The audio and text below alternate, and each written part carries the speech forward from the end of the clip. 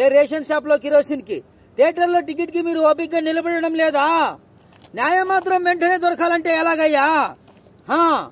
అయినా మీరు కోర్టుకి వెళితే ఏం జరుగుతుందో తెలుసా? మానభంగం ఎలా చేశాడు, ఎక్కడ తాకాడు, దేన్ని పట్టుకున్నాడని దిక్కుమాలిన ప్రశ్నలు వేసి నీ చెల్లెలు ప్రాణాలు తోడేస్తాడు.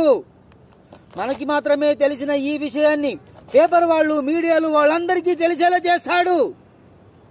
చేస్తానయ్యా, చేస్తాను. ఇలాంటి దరిద్రపు ప్రజలకు బుద్ధి రావాలంటే చట్టంలో శిక్ష లేదు, చట్టాన్ని దాటి వాడిని తెగ నరకాలి. అప్పుడు నేను మీకు గొడ్డళ్ళు ఇస్తాను. అంతవరకు ఇదే కసితో ఉండండి. అధర్మం గెలిచింది 13 ఏళ్లే, ధర్మం బతుకుతుంది 13,000 సంవత్సరాలుగా. అది మర్చిపోకండి. ఏమిటిది? ఒరేయ్, దీన్ని పిస్తోల్ అంటారు. దానివల్ల కొన్ని విప్లవాలే వచ్చాయి. దీనికి సంఘ వ్యతిరేక శత్రువుల్ని కాల్చి చంపిన చరిత్ర ఉంది. నీలాంటి వాళ్లను ఎన్కౌంటర్ చేసిన బ్యాక్గ్రౌండ్ ఉంది. నీ జీవితమే నీ చేతుల్లో లేదు. నా తమ్ముడు గురించి నీకెందుకురా వరి? నూకరాజు, సూట్ కేసు ఎత్తి వీడి నెత్తి మీద పెట్టు. రేయ్, నీ బాబుకు చెప్పు, ఈ రంజిత్ కుమార్ లంచం తినడు, తిన్నది కక్కిస్తాడని.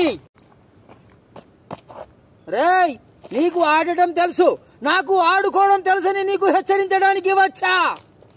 బాల్ని ప్యాకెట్లో వేసే క్యూ నీ చేతుల్లో ఉంది. లాకప్ లో ఉన్న వాళ్ళని ఇరగొట్టే లాటి స్టిక్ మా చేతుల్లో ఉంది.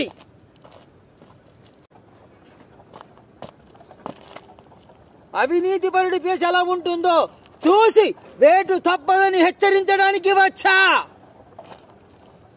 ఆ నష్టం కళ్లకు కనిపించదురా. తుపాకీ తీవ్రవాదుల చేతుల్లో ఉంటే అధికారులు భయపడుతున్నారు. మంత్రులు, రాజకీయ నాయకులు ప్రాణాలను గుప్పెట్లో పెట్టుకుని పాలన సాగిస్తున్నారు.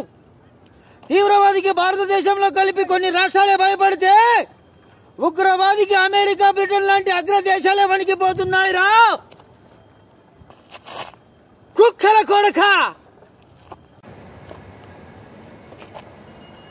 దేవుడిచ్చిన తెలివితేటల్ని ఇలా ఆయుధాలమ్మి కోట్లు కోట్లు గడిస్తున్నారు. నీలాంటి వాళ్ళ ఆట పట్టించడానికే దేవుడు నాలాంటి పోలీస్ ఆఫీసర్ని పుట్టిస్తాడురా. బోషడీకే. నేను రంజిత్ కుమార్ కాదని తెలుసుకున్నారుగా, అలాగే మా అన్నయ్య ఎక్కడున్నాడో తెలుసుకోండిరా.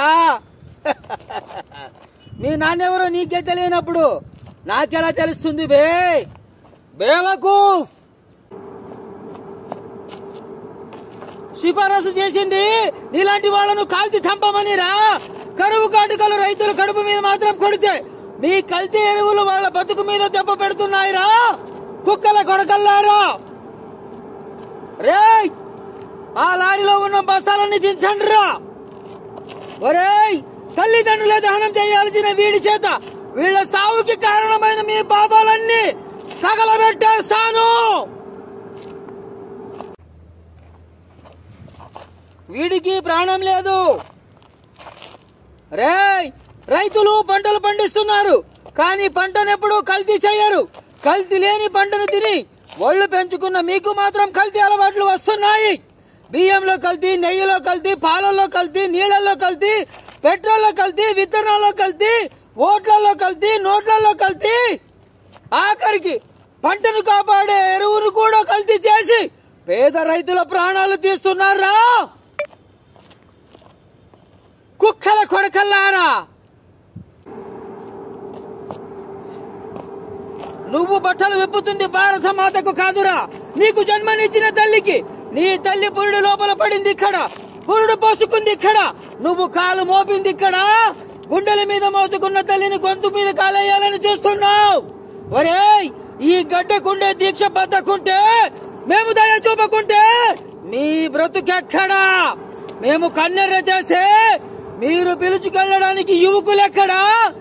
ఏముందిరా మీలో పొగరు? ఏం పీకుతారా నా 100 కోట్ల జనాన్ని? ఒకవేళ నిజమైతే వెళదాం. కాకి బట్టలకి ఇచ్చిన విలువ కన్నా వాళ్ళకి ఇవ్వలేదు నీ కొడుకు. నన్ను పట్టుకోవడానికే నిన్ను చంపేశాడేవాడు. దేవి, ఏమిటే ఏమిటే ఇదంతా? ఒరేయ్ అరెస్ట్ అయ్యి నన్ను పట్టుకోవడానికేగా ఇదంతా? అన్ని బంధాల్ని బంధుత్వాన్ని పోగొట్టుకున్నాక నాకు మిగిలిన ఏకైక బంధువు నువ్వు. రా, మీ అమ్మ చనిపోయే ముందు నీ మీద కోపంతో చనిపోయింది. తలకొరువు పడితే అది కొంచెమైనా తగ్గుద్ది. రా.